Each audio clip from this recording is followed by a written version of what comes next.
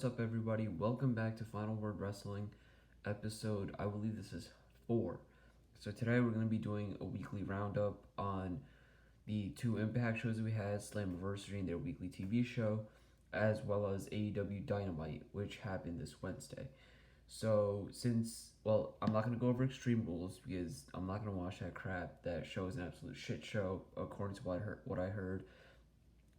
I will say that I'll give a brief summary. I know that the Sasha Asuka match, the beginning, basically up until the last few minutes, I heard, was very good, and then they fucked up the finish.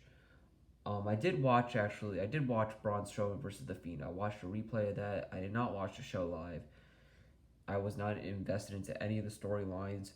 Seth Rollins versus Rey Mysterio, that was the dumbest match. Like, that was the dumbest stipulation ever, so I didn't watch that. But I did like Braun Strowman versus The Fiend. I thought it was like the cinematic matches. Most of them are pretty good. There's some that I'm not a big fan of, but I definitely like Braun Strowman versus The Fiend. My only criticism is that the sound effects that they put in with the visual effects, sound effects with them taken away from the actual match and putting in the little clips of whatever, that kind of bothered me. But other than that, I thought it was pretty good. So moving on to Slammiversary, the Motor City Machine Guns return to face the Rascals in their open challenge. MCMG won, and this led into Tuesday night's show. We'll get into that more later. Next, we had Moose versus Tommy Dreamer, and I saw this one live. I saw the whole match live. Like, I didn't take a break, nothing. It had a solid build, but the match wasn't nothing special. They used tacks, they used weapons. As expected, Moose wins 1, 2, 3 in 11 minutes and 20 seconds. Next, we had the women's gauntlet match, but it wasn't really a gauntlet match. It was more like a Royal Rumble match. So first it was Tasha Steelz and Kylie Ray. Next came Taya Valkyrie, Kimberly, Kira Hogan, Susie, Katie Forbes, Madison Rain, Havoc, Taya Valkyrie. Oh wait, no, not Taya Valkyrie. Never mind, my bad. Okay, no, oh no. Sorry, my bad. It was Tasha Steelz, Kylie Ray, and then Bravo dressed as Taya Valkyrie, then Kimberly, then Kira Hogan, Susie, Katie Forbes, Madison Rain, Havoc, Taya Valkyrie, Alicia at 11, Nevaeh at 12, Rosemary at 13, and that's it. I'm sorry if I mispronounced some of the names. I'm I'm watching Impact Wrestling for the first time in a couple of years, so just cut me some slack. Kylie Ray ends up winning in 19 minutes and 40 seconds. I think she's the right decision. If you guys remember, she was supposed to be a part of AEW, but then for whatever reason, it's kind of unclear right now, but she left, so she's going to be part of Impact for now, I guess. And since Deonna Purrazzo won, we'll go over that later in the night. We will be seeing Kylie Ray versus Deonna Purrazzo. I kind of like what Impact is doing here, which is, I don't know because I'm just coming back to Impact if they're better than WWE or not in terms of booking, but it seems like they have a little bit of a better sense at least what's going on because they're booking Kylie Ray and Deonna Purrazzo. This sets up a feud. They built that on the TV show, so I like that they're having some logic in their booking, unlike WWE. So after that match, we had Willie Mack versus Chris Bay. And let me just check to see if there is any kind of thing I missed earlier that in the show, because there's stuff in between the different segments, but I don't think I missed anything.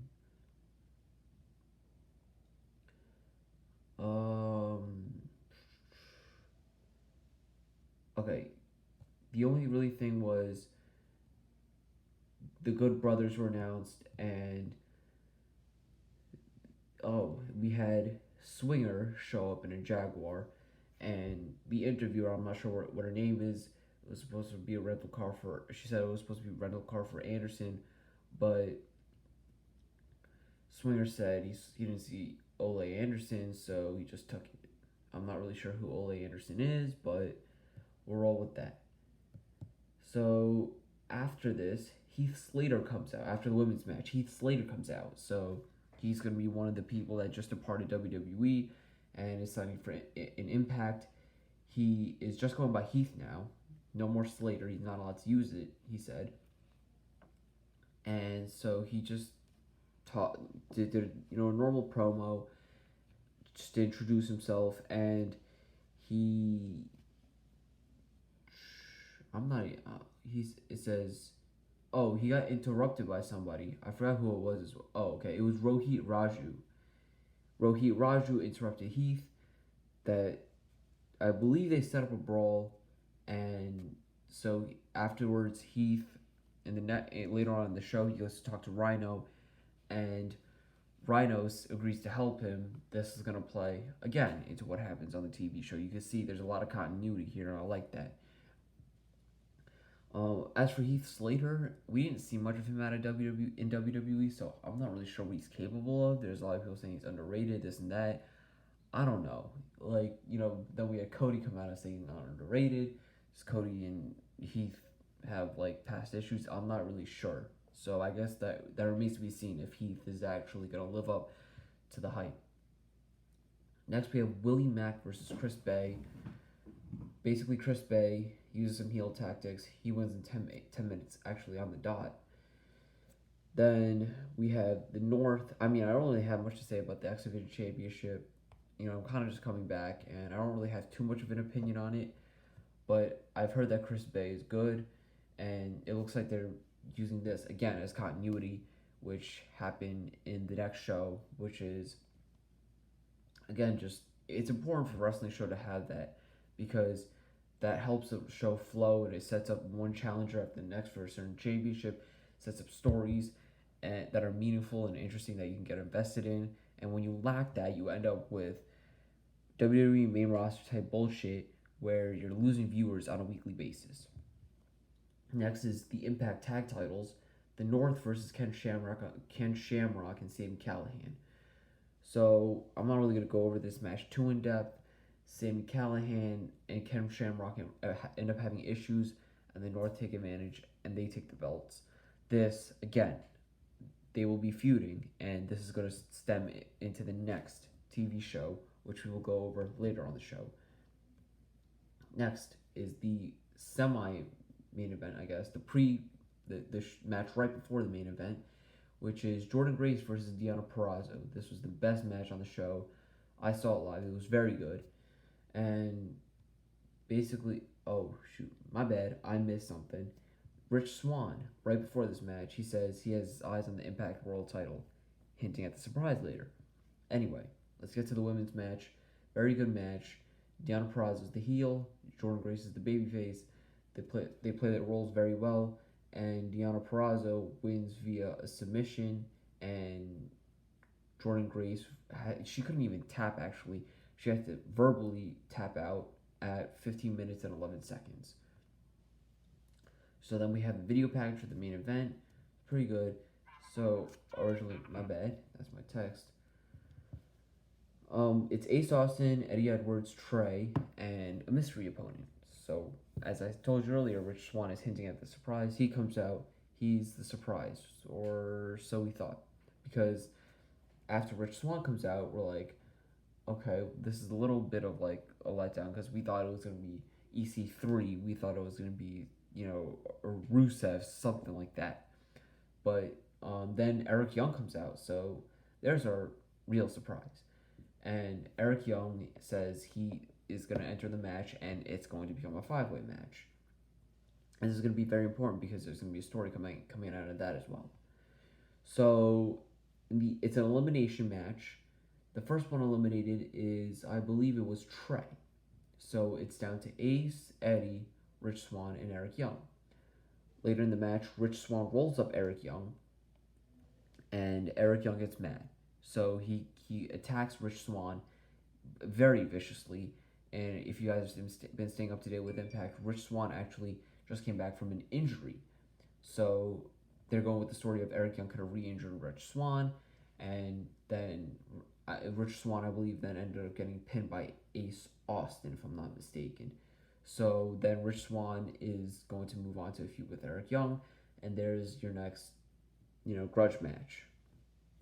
And it's not your typical weekly WWE TV grudge match that nobody gives a shit about. This is actually a good story. And so we're down to the final two, Ace Austin and Eddie Edwards. Now, in my opinion, I don't really know much about Ace Austin, but off rip, I could tell he's really, really good. He knows what he's doing in the ring. He's young. He's got a bright future. And Eddie Edwards has obviously been around a little longer. When I used to watch Impact very sporadically around, I think it was when the Hardys was there, so it was like 2017, I think. Early 2017.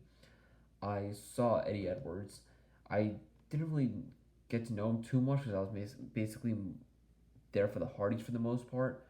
But Eddie Edwards, he's clearly a good wrestler, and he ends up winning.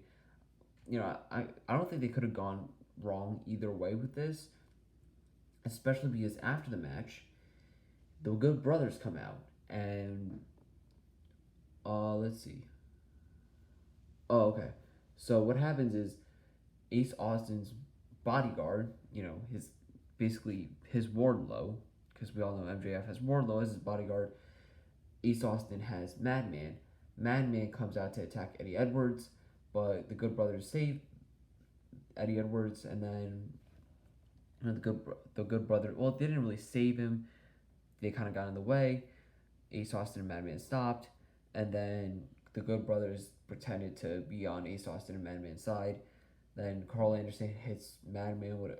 No, I think it was Ace Austin, matter of fact. Yes, Carl Anderson hits Ace Austin with a gun stun, and there's your next tag feud. So you can see there's so much stuff being set up for the weekly TV show, and we're going to go over that next. So next is the EC3 package, and this is for the weekly show that they have on Tuesdays. So we start off with the EC3 video package. Now, I don't know if you guys have been keeping up with his Twitter, but his vignettes have been insanely good. It resonates. It's very well produced. It's probably some of the best promos that we've seen, for the past year. So basically, I'm very excited for EC3's debut. He says, "We've been controlled our entire life by into entertainment corporations. Love, do you think what you're supposed to think, feel what you're supposed to feel, buy what you're supposed to buy, think what you're supposed to think? Do you allow this world to walk over you, or do you fight back against those who demean you, degrade you, and try to cancel you? Find purpose, control your narrative." And that's the main theme of his new gimmick, control your narrative. So we start off with the X Division Championship, Willie Mack versus Chris Bay. Chris Bay wins again, and I'm not really sure where they go from here. As I said, I'm new to Impact, so I'm not really sure. I don't want to say something stupid because I don't really know. I don't want to give a wrong opinion and kind of give a bad direction, because that would kind of look bad for me, and it wouldn't really be helping anybody. So what happens is, next, the Good Brothers, they come out to the ring, and they go to commercial, and then once we're back, Carl Anderson says, "Hey yo," just to start off, and then they do a promo. Ace Austin and Madman interfere, or actually interrupt, and then basically they talk about it a little bit, and then Carl Anderson, it seems like, Carl Anderson and Doc Gallows attacked Ace Austin and Madman Fulton, and that was that for the end. They would do some later related to that. I'm sorry, guys. I'm trying to read off reviews. I'm not really too well prepared for this one, but I'm trying to read off of a summary and give my opinion. Next is Heath Slater. So he's trying to get in, but security says no, and the security guy says, "Do you have a last name?" Heath Slater says no, because WWE has his name copyrighted, so he's just Heath now. So Heath calls Rhino because Rhino actually promised to help him on Slammiversary, but Rhino is actually shouting at Hernandez because it's over some money issue, and Rhino's phone is on the side. He can't see, he can't hear, so he has no clue that Heath is calling him, and Heath is basically stuck outside. So next we have, I believe they went to commercial break. Yes. So when they come back, they had a promo from Chris Bay backstage. He just said, um, okay, so he's flirting with some women, and Rohit Raju comes in, and he basically says he wants to help Chris Bay, and that's really that. We'll see where this goes. Um, it's not really too interesting, but I'm going to give the story a chance. So we have the women's match. I mean, I don't really care. I don't really know who these women are. I'm sorry, but that's that. Next, we have Ken Shamrock, and he is being searched for by Sami Callihan. So Sami Callihan is obviously upset over the ending from their tag match on Sunday at Slammiversary. So Sami Callihan told Ken Shamrock it's Shamrock's fault and not Sami's fault. And then Shamrock gets angry. He says he's very hard on himself and he knows. And he says if Sami wants to talk, he's going to have to wait till next week. Next, we have RVD backstage with Katie. And Katie says she's tired of wearing clothes. And it's just an RVD kind of thing. It's the type of thing you'd expect from RVD these days. Next is Rhino versus Hernandez. Rhino gores him immediately. Not really sure what this was supposed to do. But, I don't know. Apparently, Hernandez is not that good, according to reviews. I'm not sure. I'll have to see it for myself. But in terms of Rhino's direction going forward, I think they're probably going to pair him up with Heath because, he had interactions with Heath. Maybe somehow they're going to feud. I'm not really sure. I don't want to go too far with opinions because I'm not too familiar with the product yet. If I start to watch more and I see that their booking is better than WWE, then I'll be able to give better reviews and opinions. So next, the North is backstage with their tag titles, and they said they're mad that they didn't have time to celebrate being the greatest tag team in Impact history. They're pointing out, oh, we're so good, la da da da, the typical stuff from the North. And Ethan Page says if the Motor City Machine Guns want to be the best tag team in the world, they are going to have to beat the North tonight. Then next, apparently, I did not see this actually during the show. There was a promo from somebody who had a mask with an M on it, and maybe it's, I'm not really sure, honestly. Miro, Mike Bennett, I'm not sure. It could be one of them. Next, we have Moose. He's in a video talking about beating Tommy Dreamer, and then it's just a video compilation of all these different people. It's nothing important really. So next we have Kylie Ray. She approaches Deonna Purrazzo backstage and being her typically smiley, happy self, she's saying, "Oh, I'm going to be your next challenger." She tries to go for a handshake, but Deonna Purrazzo, she shakes her hand, but then she pulls her in for an armbar. Kylie Ray gets out of it, and they start, brawling, and I believe it was referees and security that they start breaking it up. Next, we have Eddie Edwards. He's coming out to the ring. He says he wants to. It's the typical babyface defending champion. It's really I hate when people are like, "Oh, I'm gonna be a defending champion." Damn it, that's what you're supposed to do. Stop talking about what you're supposed to do. Talk about what makes you different. Not from the last champion, but different from just any other babyface champion, right? Eric Young comes out, and Rich Swann, I'm assuming, is not here because he's in the hospital. And although Eddie Edwards did say he's going to let anybody challenge, he said Eric Young is not deserving after what he did to Rich Swann. and Eric Young actually cut a very good promo on Eddie Edwards, and looks like Eddie attacked Eric Young, but Eric Young got him with a cheap shot, and then they got separated. Uh, so the interviewer for Impact, Gia Miller, that's her name apparently, she was interviewing Moose backstage next, and she asked him if he's going to defend the championship all the time like Eddie Edwards. Moose said that's a dumb question because he said that his title is prestigious and he has to invite you to get it, for you to challenge for it. So it looks like he will defend the title, but I actually like this better because, especially for a world championship, it seems kind of odd that you're just going to defend it every week. Like, that, I'm not really too big of a fan of that because you don't want to give away title matches here like all the time. You want somebody to earn a shot and then have the match at the pay per view. At least that's my opinion. So we go to commercial.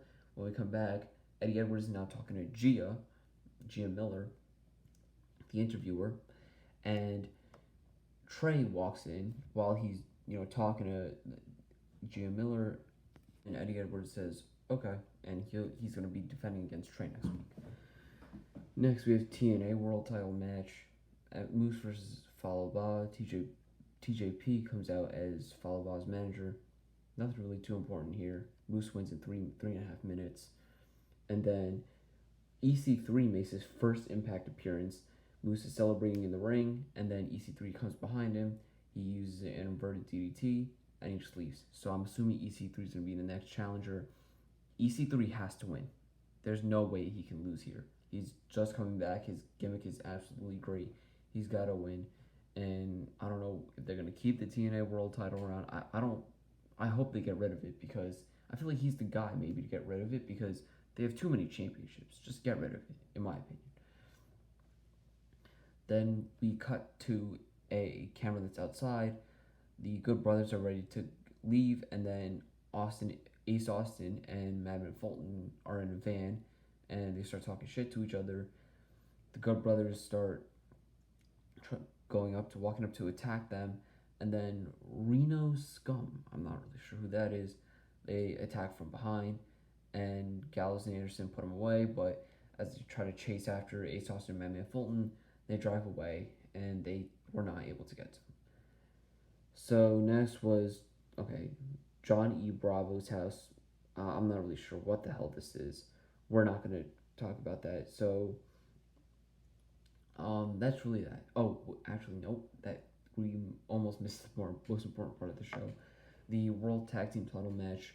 The Motor City Machine Guns in the North. So the Motor City Machine Guns. This is a very good match. I saw the whole thing. Motor City Machine Guns win in almost 15 minutes, and I'm not sure if this was the right decision here to drop the titles to MCMG. Could they have waited for the Good Brothers to come? I mean, either way, I don't think it could have gone wrong. This was a good story, and it looks like the Motor City Machine Guns I'm not sure who they're going to defend against next, but it looks like the Good Brothers will eventually move up to be challenging them. And that's that. So now moving on to AEW Dynamite, we had, if we start off with an open challenge from Cody, Eddie Kingston comes out, cuts an amazing promo. We've seen a lot of good promos recently. Eddie Kingston comes out, cuts a great promo, and it turns into a no DQ match. Cody defends against Eddie Kingston, and they brought out a lot of different stuff, including thumbtacks. So it was a lot of brawling going on.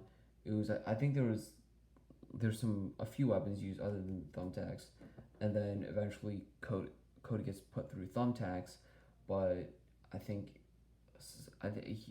whatever happened, he obviously didn't lose. Then he submits Eddie Kingston with a figure 4, and that's that. Eddie Kingston, after the match, he said Cody was a better man, and that's that. I hope Eddie Kingston comes back. Like, he's going to be very good. I think he works for NWA, so if they can work out something where Eddie Kingston can come to AEW, I think that would be amazing.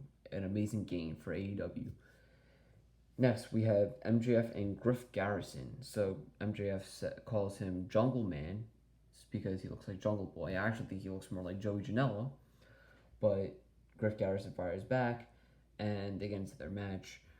MJ, oh Griff Garrison, this is gonna play later. Griff Garrison, the whole time he was like, "Oh, did you?" Because they were, he was MJF was talking about how, "Oh, I'm undefeated," but Griff Garrison then was like, "Didn't you lose a tag match at, I think it was for Fight for the Fallen, or maybe it was Fight Fist, I'm not sure." And then MJF the whole match he was like, "Tell him I'm undefeated." Eventually, and he was just kicking Griff Garrison's ass. Eventually, he said okay, and but then Griff Garrison knocks the microphone out of MJF's hand, and MJF picks up the dub, as we all expect. Up next is the Falls Count Anywhere tag team match: the Young Bucks versus the Butcher and the Blade. The Young Bucks win. It was a pretty good match. Apparently, I'm looking at Cage Match.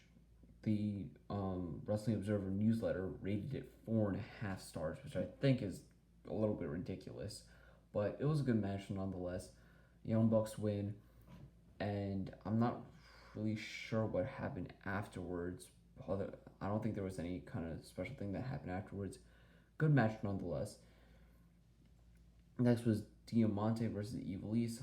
I I didn't really know these two competitors before this match. They seem both all right. They're nothing like spectacular, but they could be good additions to the AEW Women's division, which is definitely struggling right now. So they could definitely use the help of these two. Next, we have Adam Page versus Five. So Five is one of the members of the Dark Order, and Hangman Adam Page in the middle of the match, he's kicking Five's ass.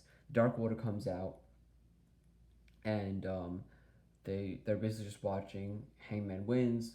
Then Brody Lee comes out to the ring. He said he's basically trying to entice Hangman Adam Page to join, but Hangman just says, "I don't think it's the right time to join your cult." And obviously Brody Lee doesn't like the word cult, so he sends the Dark Order down to attack. Hangman knocks off a few of them, but eventually the numbers are too much. Then here's the interesting part. FTR comes out first to help Hangman, and they clear out the ring. And then Kenny comes a little late. So I said this on a previous podcast. I think that Hangman and FTR are going to be a great trio together, and it looks like that's actually happening. While Kenny won't remain with the Young Bucks, that'll be a trio. So hopefully, eventually, that they bring in a trios title. They have so many trios, it's only right. And as for Hangman and Kenny, there's a lot of different directions they could go here. Who's turning heel, who's not. Sorry for the background noise, but anyway, so I think because they've been teasing Kenny becoming the cleaner again on BTE, which kind of means he's gonna be the one to turn heel, but also he's gonna be snapping at Hangman, who like it's almost as if Hangman did something to upset Kenny, but it kind of feels like had they not done certain things like the teasing of the cleaner, I feel like Hangman would be the one to turn heel, but it looks like with the direction we're going now, Kenny's gonna be the one to turn heel. And also, if you guys remember, if you guys are up to date with Matt Jackson on his social media, he said that he's willing to go heel again if he's allowed to wear dangly earrings and chew gum annoyingly. So, could could Kenny and the Young Bucks as a group be turning heel, or is it just Kenny? And because then it would also kind of be awkward with Kenny as the cleaner and the Young Bucks as baby faces. Maybe they can make that work. Maybe they can't. There's so many different directions you could go here. My preferred direction would be, I think, Hangman. So first they split up. They have a little bit of tension while they're going up against FTR, and FTR takes the title off of them. Hangman, he beats Kenny in a fight, and he's the first man to kick out of the One Winged Angel. That will propel him immediately to superstardom. He's gonna go challenge for the AEW World Championship, win it, and he's gonna fulfill everyone what all the EVP said about him being the biggest star at the end of the year, or at least Matt Jackson said that. So Hangman's gonna be world champion. Meanwhile, Kenny, I think they should give Hangman a little bit of time with the title, and then Kenny, they're gonna build him up as the cleaner because he's gonna get mad after losing to Hangman. So he's just running through everybody. Eventually, somewhere in mid early next year, maybe around next spring, um, or I mean, I don't know, because it looks like MJF might win the title at All Out, which is going to be end of August, early September, I think. So maybe a month or two after that, Hangman wins. So okay, maybe not next spring, but at some point during the winter season, the next the upcoming winter season, I think Kenny should come back, get revenge on Hangman, and they're gonna have a feud. Kenny as a cleaner goes over in this one, and then you have the best map machine, and now we have our 5-star classics. Hangman's a star, and you know, I mean, then AEW is gonna they will be running. I think complete. They're gonna be running over NXT, especially with Vince dipping his toes into NXT. Now with the all the people leaving, it's gonna be hard because NXT has to basically build from the ground up now. Their tag division has been absolutely just plundered. Their women's division, I mean, it's not really that good. Cause I mean, okay, no, it's good, but it's not as good as where it used to be because again, the main roster just took a bunch of them. They took Shayna Baszler, Bianca Belair, and aren't even using them, which I don't understand. So I mean, their singles division now they're going to be losing Adam Cole. They're going to be losing Keith Lee. Carrying Cross already ran through Tommaso Ciampa, who's next. So it's very very confusing. Vince McMahon, I know he likes big guys and he likes blondes. He's going to want Karrion Kross and Scarlett on the main roster. So by the end of the year, I have no doubt that AEW is going to be smashing NXT in the ratings. But as a wrestling fan, you do want to see NXT succeed, and I do hope that NXT doesn't lose by too much because you want them to. They're still a better product than Raw and SmackDown, no matter what you want to say. So that's that. So then we have the Inner Circle versus the Jurassic Express. The Inner Circle wins, and I think that's that for the show.